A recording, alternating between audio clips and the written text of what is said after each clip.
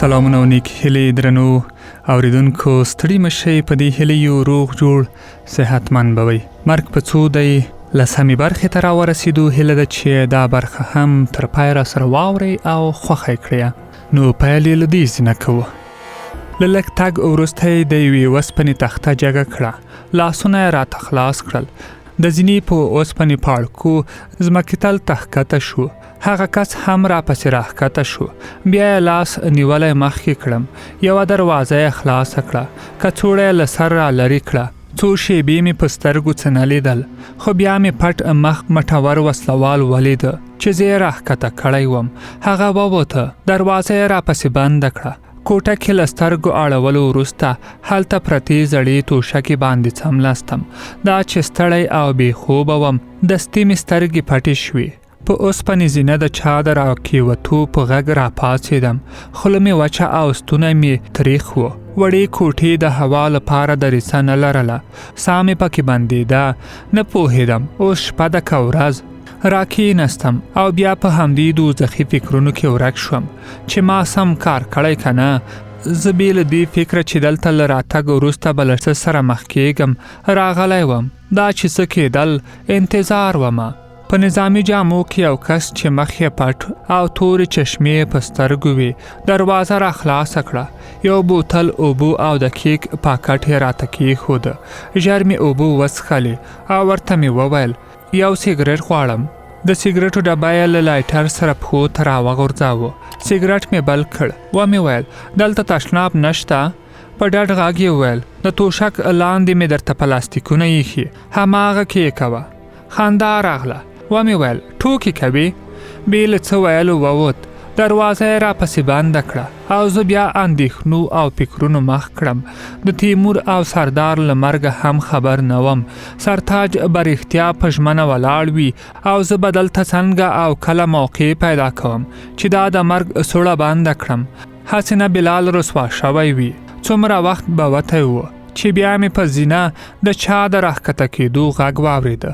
دا ځل دوه پټ مخې رانه نوتل. کیک او اوبه یې چې راوړې وې. هغه وویل دا د ښار تر ټولو تکړه خیاط دی، تا ته د واده لپاره واسکټ ګنډي. یو لنډکي کس مې اندازه واخیسته. بیا یې په ملنډو وویل د وجود خدایي واسکټ ته جوړ دی. د هغوی له وتو وروسته مې کیک له اوبو سره وخوړ. لوږه مې کمه شوه، خو لږ شیبه وروسته را باندې سر دروند او په سترګو تیاره شوه.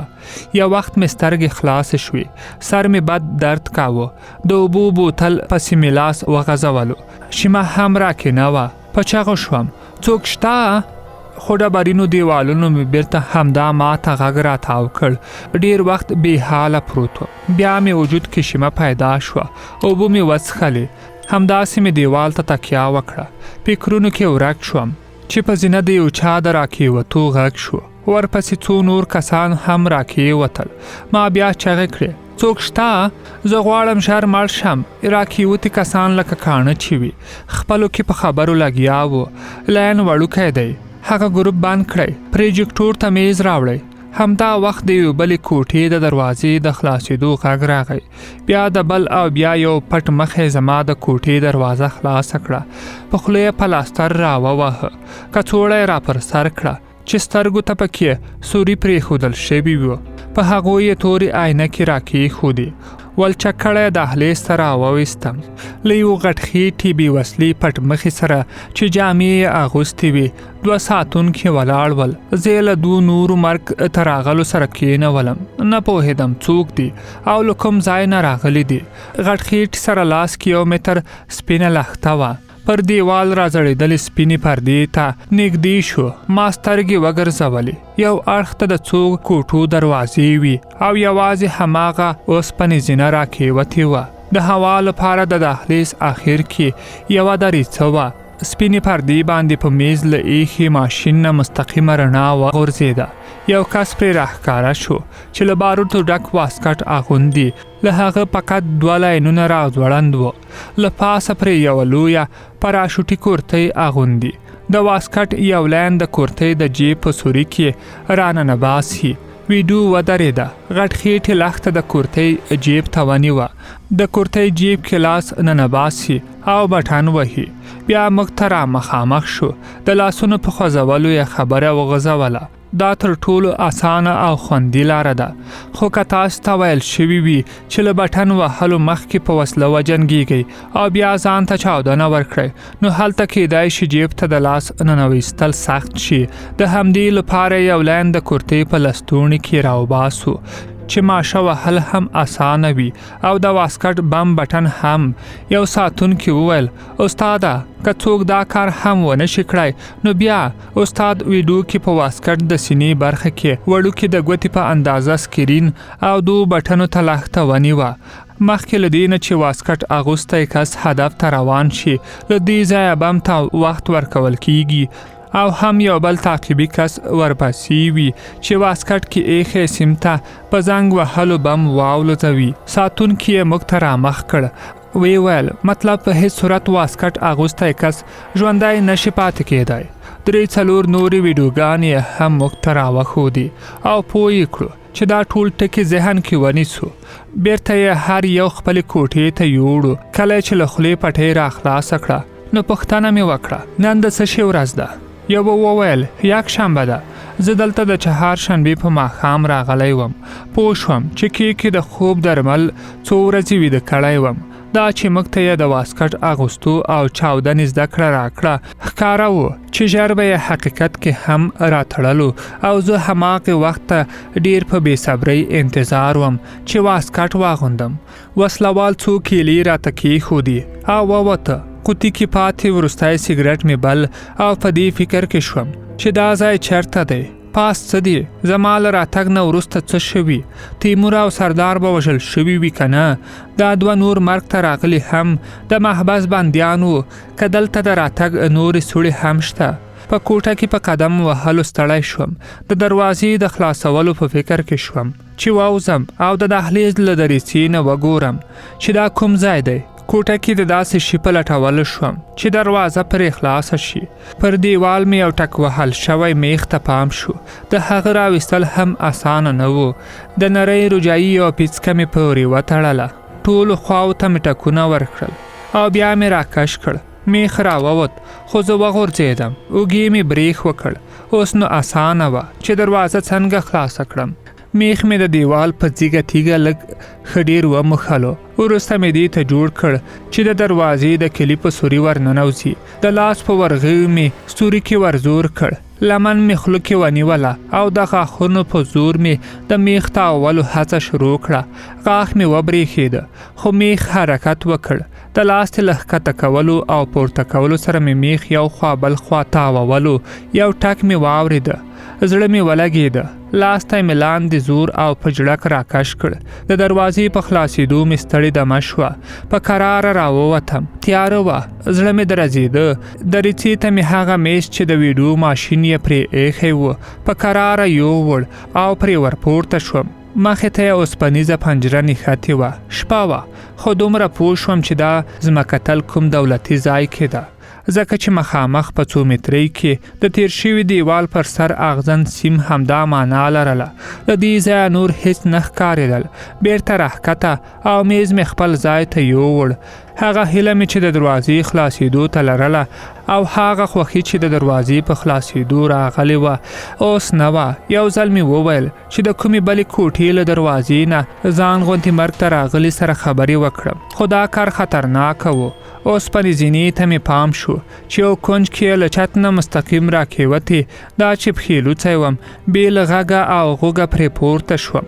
په اوسپنیزه تختې سر پوښل شوی و. له نرۍ چاود نه مې هڅه وکړه چې څه وګورم. هلته رڼا وه. لوی انګړ ښکارېده چې لارې او چمنونه پکې ول. ځمکتل د کور د انګړ یو سر او یو لویه سپینه ماڼۍ د انګړ بل سر کې زما د سترګو مخامخ ولاړه وه. همدا شیبه د سپي له غپېدا سره غږ راغی. نن شپه چې ما ته خوب راغلی، کارونه زیات دي. د بل کس د خندا غږ شو. ما خو ورته تابلیت اچولی. د 20 ساعته بې خوبۍ ذمهوار دی. دوی دواړه د ځمکتل پر سر ښي اړخ ته د زینې له خولې سره 2 مترۍ کې ناست و. ما یوازې تورې موزې لیدلې. ډارېدم که بیرته کېوځم نو کړپ کړپ جوړ نه شي. د زړه د درزا غږ مې هم اورېدل کېده. د لایټر د بلېدو غږ شو او بیا مې د سګرټ بوی په سپنګمو راننوته. د خندا والا غږ بیا راغی. رئیس ویل چې محبس کې زموږ 2 غټ کسان چا وچلي. نږدې مې له خولې چغه وتلې وه، خو خدای خیر کړ. سرتاج خپله ژمنه پوره کړې وه. بېشکه چې دا وژل شوي کسان تیمور او سردار وو. بل ملګري یې وویل هو، رئیس خو ویل چې موږ هیڅ دښمن نه لرو، نو دا کسان چا ووژل؟ بل وویل هغه هم ورخطا دی چې ناڅاپي دا دښمن څنګه را پیدا شو.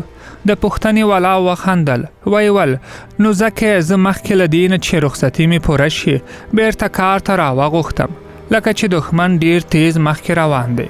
مخابره کې پرې چا غږ کړ هلکانو ویښ اوسئ، والي صاحب را روان دی. دوی ډاډ ورکړ چې بېغمه اوسئ. له لږ چوپتیا وروسته رخصتي نه د راغلي کس غږ شو. والي صاحب چې شته په دې نیمه شپه راځي. بل ځواب ورکړ سبا ډیره مهمه ورځ ده. د څه شي مهمه ورځ ده؟ ملګري ورته وویل زه هم نور خبر نه یم، خو مازدیګر مې د رئیس له خولې نه واورېده چې د لاندنیو 3 واړو خبرې یې له چا سره خلاصه کړې او سبا یې وړي. له دې خبرې سره مې وجود ورېږدېده. زما د ژوند وروستۍ شپه وه. راکېوتم. یو ځل مې بیا داسې حس کړ چې دلته راتګ مې تېروتنه ده. خو که راغلی نه وای نو ټول عمر به مې وجدان ته ملامته وي چې د ورور او وطن له دښمن نه د غچ اخیستو موقع مې لرله. خو زه له مرګ وډار شوم. په کوټه ننوتم. تیمم مې وواهه او په لمانځه ودرېدم. له خدای جل جلاله نه مې وغوښتل چې په خپلې موخې کې مې له ناکامۍ وساتې، تر څو د ځمکې له مخه دا بدمرغه تخم ورک کړم چې ستا له بندګانو په بېرحمۍ ژوند اخلي. په دعاګانو کې مې سترګې پټې شوې وي چې په تشي کې په لغته ولګېدم. ژر راکېناستم. راننوتې کس راته د ټوپک شپېلۍ ونیوه. ویل دروازه دې په څه شي خلاصه کړه. ځان مې په ناخبرۍ وواهه. په تشي مې لاس کېښوده. ما خو دروازه نه ده خلاصه کړې. تلاشي یې شروع کړه. ورته مې وویل کیدای شي له تاسو نه خلاصه پاتې شوي وي، خو زه بهر نه یم وتلی او نه مې دا لیدلي چې دروازه خلاصه ده که بنده. هغه کڅوړه سر ته راواغوسته. دهلیز ته یې راویستم. له ځمکې تل نه له راوتو سره مې په بدن د لمر نرمې وړانګې حس کړې. موټر ته یې پورته کړم. نه پوهېدم چېرته مې وړي. له لږ تګ وروسته موټر ودرېده. لاس نیولی یې راکېوستم. داسې مې حس کړه چې د موټر پارکینګ کې یو. یوې کوټې ته له ننویستو وروسته یې له سر نه کڅوړه را لرې کړه. کوټه فرش شوې وه او لرګینې چوکۍ پرتې وې. کړکیو ته پردې خورې وې. هغه کس چې را ننویستی وم په کوټه کې دننه یوې دروازې ته ګوته ونیوه. ویل تشناب شته؟ په مردار ځان مرګ ته تګ ښه نه وي. تشناب ته لاړم. هنداره نه وه چې ځان مې کتلی وی. په تړمو اوبو مې حمام وکړ. هلته څو جوړه سپینې جامې را ځوړند وې. یوه جوړه مې ترې واغوسته. چې را ووتم نو له ځمکې تللی 2 نور مرګ ته راغلي هم راوستي وو. وسلوال له ما وغوښتل چې بیرته کڅوړه پر سر او کینم. بیا یو بل مرګ ته راغلي تشناب ته یووړ. دوی دا هم نه غوښتل چې 2 نور او زه د یو بل مخونه وګورو. په همدې طریقه 3یم کس هم تشناب ته یوړل شو. زموږ په سر ولاړ کس مخابره کې له چا سره لګیا شو. ما وویل زه وږی یم. د خندا غږ شو. ویل د هورو میلمه یې، ځان مه مړوه. غلی شوم. دا وخت یو نوی غږ راغی. دا جامې پر ما غټې دي. د دې غږ له اورېدو سره مې سپینې وتښتېدې. زما هیڅ باور نه کېده. هغه د بلال غږ و، د چا پر ځای چې زه مرګ ته راغلی وم. یوه شیبه کې سل پوښتنې را پیدا شوې. دا څه شته؟ کله او څنګه راغلی؟ ساتونکي ماشه په ملا را زور کړه. تا د هغه کمیس اغوستی؟ همداسې په پټ مخ پر موږ کمیسونه بدل کړل. د کمیس په جیب کې مې کوم څه حس کړل. د بلال د کمیس بدلیدو غوښتنه بې هدفه نه وه. ومې ویل زه تشناب ته ځم. وسلوال غوسه شو. فرمایشونه دې زیات دي. تشناب ته له ننوتو سره مې جیب ته لاس کړ. یو کات شوی کوچنی کاغذ و. پکې لیکلي و هغه کار چې ته یې کوې ما ته یې پرېږده. یعنې څه؟ بلال څه پوهیږي چې زه څه کوم؟ ما غوښتل چې کله واسکټ را وتړي نو هماغه شیبه به بټن زور کړم او په خپل مرګ به دا د مرګ سوړه بندوم. درنو اوریدونکو، مرګ په څو دی د پولیسي ناول لسمه برخه مو همدلته پای ته رسیږي. تر بلې برخې مو په لوی او بخښونکي رب سپارو.